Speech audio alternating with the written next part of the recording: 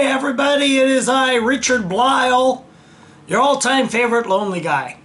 It is New Year's Eve. So happy New Year's to everybody. I myself am alone again with no plans. So, hey, why not make a video? Actually, I'm going to make two of them. Some time ago, I was talking with a friend of mine about desoldering as opposed to soldering. And she said, oh, you can't desolder. And I said, yes, you can. And she said, well, prove it, jackass. Why don't you make a video about it? And I said, well, it seems a little rude to put it that way, but okay, if you want me to. So I'm going to show you how to desolder, but before I do that, I'm actually going to make two videos tonight. I'm going to make them on the same night. If I'm going to show you how to desolder, I should show you how to solder. So I got out my old handy dandy soldering iron, and let's see if it's hot yet. It's not hot at all. It helps when I plug it in. Okay, first of all, don't test your soldering iron like that. Test it with a solder. I'll show you how to do that here in a minute. Because you will permanently burn yourself if you do something like that. Because this gets really, really hot. Now, if I can plug it in, there it is. Are you on? Now you're on. Okay, so it should be heating up now. This is a little bit different than the soldering iron that I used when I was young. Where are my glasses? I don't have my glasses with me, so I can't see. Because this one has a little gauge on it. You can actually tell it how hot or how cool you want it. I can't even read this at the moment. I'm going to set it to about halfway. When I was young, soldering irons were either on or they were off. There was none of this, ooh, let's set it to this temperature. I don't even know what the proper temperature is when you're soldering, if you want to know the truth. Now, this is the time that my father would smoke. Okay, here's the deal with that. When my dad plugged in his soldering iron, like I said, it was a simple on or off. Oh, there it is. It was simple on or off. This one, you actually have to set the temperature. I have it set to 400 right now. I don't know why. I'm sure it's good enough. That's 400 degrees Celsius. So we're talking, Alexa, what is 400 degrees Celsius in Fahrenheit? Good evening, Richard. 400 degrees Celsius is 752 degrees Fahrenheit. 752 degrees Fahrenheit. So if you tested that on your tongue the way I was pretending to, and no, I didn't actually touch my... more related to that. Stop. And no, I didn't actually touch it to my tongue because I don't want to... It's not safety. I am not about protecting myself. I don't want to touch it to my tongue because I don't want to contaminate the tip. Okay, anyway, be that as it may. This is where my dad would smoke a cigarette. When he was teaching me how to solder, and this was around middle school, basically he would plug in his soldering iron and he would smoke a cigarette. By the time the cigarette was done, the soldering iron was hot. I figure by the time I'm done telling you the story, the soldering iron will be hot, but we still won't quite be ready to use it just yet, and I'll show you why. When I was teaching at a state university, in a tribute to my father, also for a forensics lab, I needed DNA sampling on a, ooh, I just found my glasses, on cigarette butts, because you can actually replicate the DNA on cigarette butts to get a large enough sample to actually figure out what it is. That's how they do gene testing these days, genetics. DNA testing.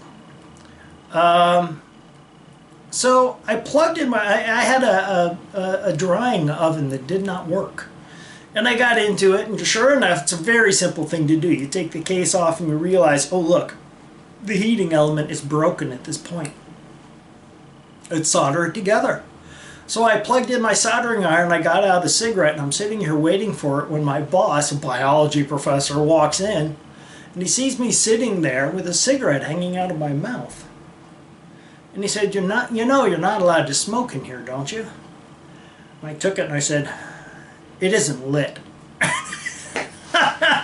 I don't know if he ever figured that out. Biologists or not, well, okay, I'm not going to insult biologists. Anyway, to do soldering, you need a couple of things. Basically, if you have two wires that you would like soldered together, like these two, the first thing you normally, and this is a sample, so I don't need these soldered, but if you want them soldered together, the first thing you do is you zoom in on the wires.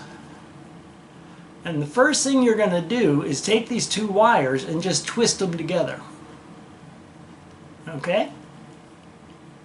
So, twisty, twisty, twisty. These are, don't even like these wires. These are those wires where it's all. Okay. The wires are now twisted together. Ordinarily, this day and age, what you would do is take a cap like this. Now this one is really too large for this. These caps have a little wire on the inside, like a little spring almost. Soldering, all it really means is we're trying to make a permanent connection between these two wires. And this is a cheat. They work. They're not bad. If you open up any electrical device in your house, you'll see that this is what electricians use today. And they put these on here and they twist them together and they twist the wires together and it gets them all mixed up in that springy thing in there. It works fine. It's not quite as good as soldering though. Soldering is permanent. To do soldering, you need a soldering iron.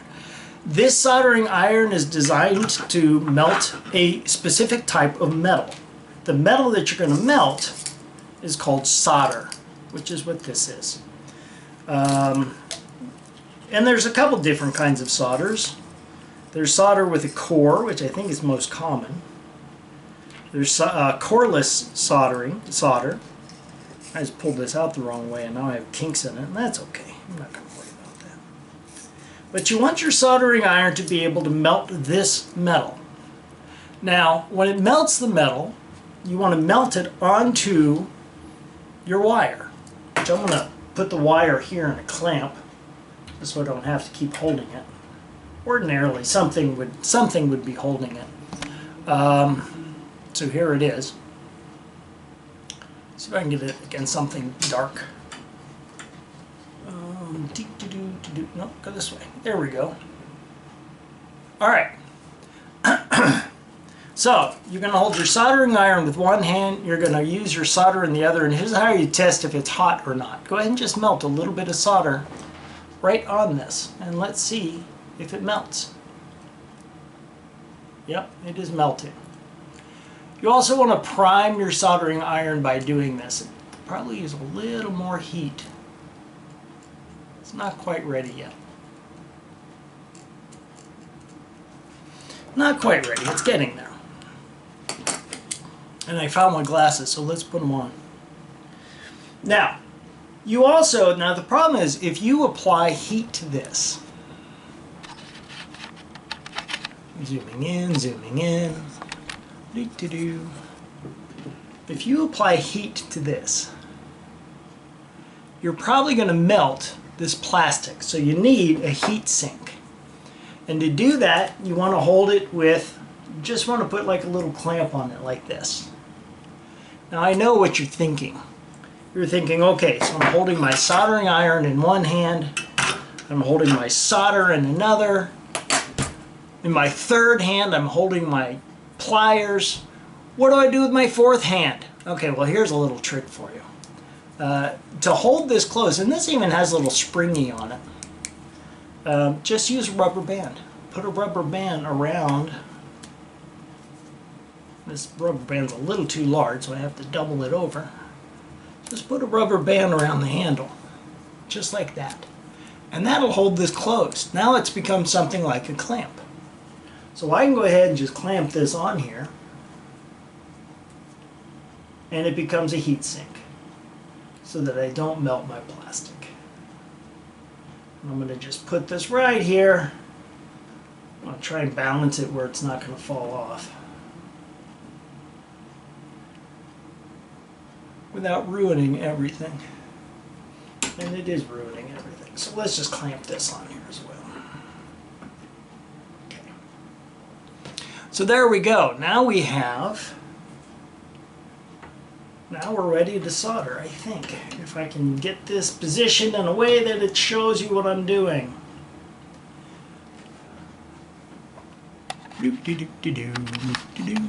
Zoom in a little more.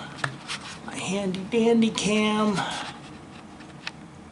Can I actually bring this down? Yeah, the way you bring something down is you make it spend New Year's Eve alone. All right. Shoot, son of a mutant. Okay, I did not say it. I know what you were thinking. I know what I wanted to say, but I didn't say it. I was nice. Okay, there. Twist this a little bit. Now, I'm going to prime my soldering iron by melting a little bit of solder on it. I don't want this big glob of solder on it, so I'm just going to shake that off. Now here's the cool thing. When you shake solder off like that, it actually solidifies very, very quickly.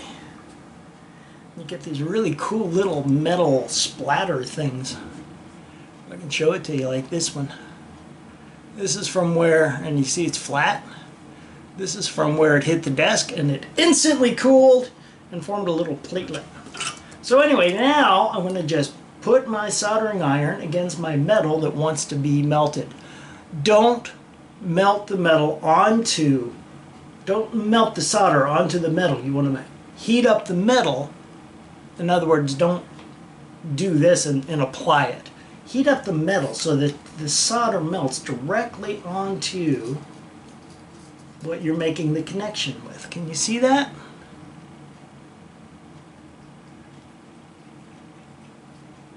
There, just like that. And it's going to make a nice little coating on that. Ooh, that's beautiful. That's just beauteous. It's going to make a nice little coating on your metal here. Ah, that is lovely.